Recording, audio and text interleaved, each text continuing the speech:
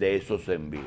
Nosotros quisiéramos hablar con algunas cosas con Félix Rodríguez. Félix, ¿qué tiempo tienes en Estados Unidos? Bueno, ya tenemos aproximadamente 21 años viviendo en Estados Unidos. 21 años. De esos 21 años que has vivido el proceso de todas estas modificaciones de la ley, ¿tú entiendes que las legislaciones han beneficiado al país y al dominicano que reside en Estados Unidos? No, realmente no. Y lo que nosotros entendemos es que hay una mala interpretación de qué son en la actualidad las comunidades dominicanas en el exterior. Y cuando digo el exterior me refiero a todo, tanto en Estados Unidos como en Europa, en toda parte del mundo donde haya dominicanos. Ellos hay, diríamos, tres preguntas que me hicieron a propósito de un artículo que nosotros escribimos el año pasado, antes y después de las elecciones. Y también una pregunta que me hizo el presidente Danilo, una expresión de él.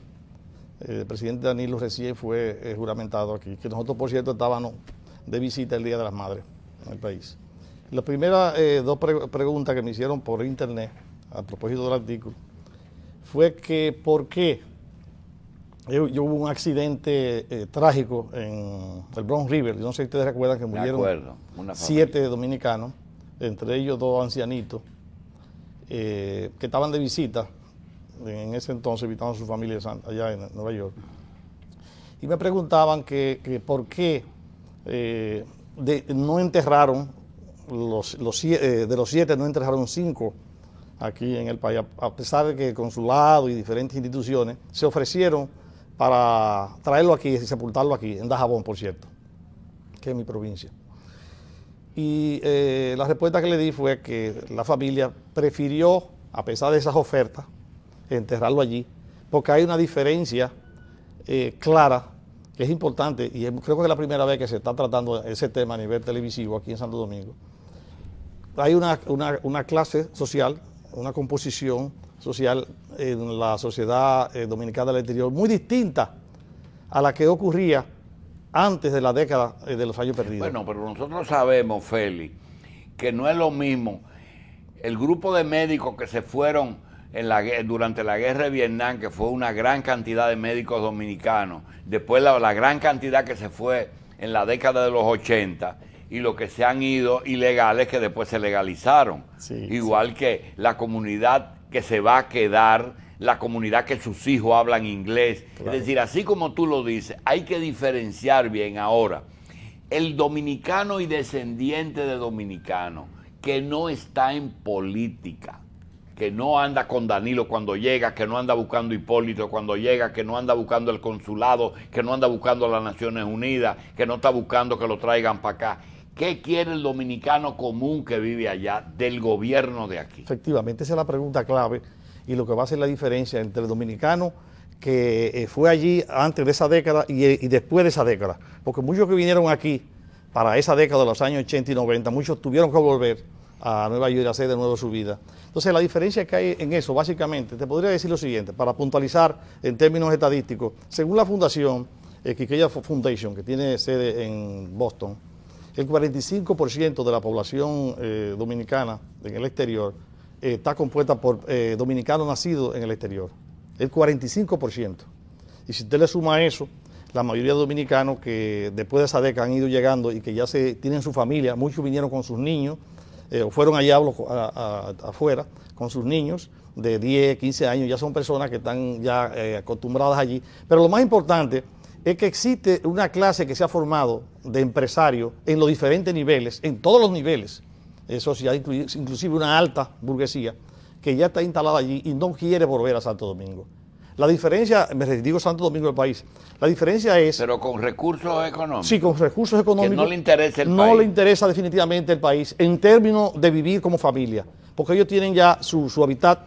Bueno, tú tienes que tomar en cuenta que el que se fue cuando Jorge Blanco, que tuvo hijos, esos muchachos tienen 25 años, hablan inglés y no tienen ningún interés por venir en diciembre de que llegó Juanita y llegó con su... Nadie le interesa eso, ese grupo, es decir, ¿para dónde va esa sociedad? Es lo que te quiero preguntar. Hay tratados que se vienen haciendo sobre lo que se llama transmigrantes, transnacionales, que es una diferencia clara entre lo que se llama diáspora. La diáspora, que es el término que manejan los políticos y los intelectuales dominicanos, pertenece a algo que existió antes, que no es realmente una sociedad propiamente dicha con raíces socioproductivas, como en el caso de ahora.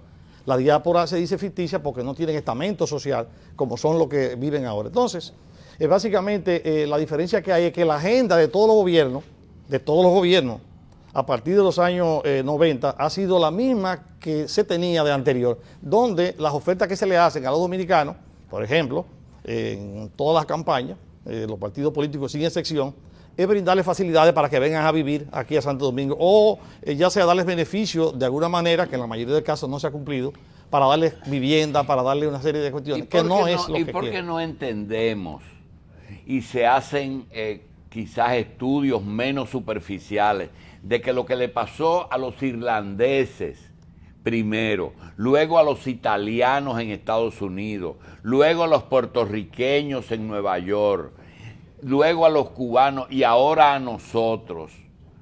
¿Por qué no vemos que nadie se le ha ocurrido, un irlandés ni a un italiano, pedirle al gobierno de Italia de que la doble nacionalidad y el voto en el exterior, sino que esa genética se borra?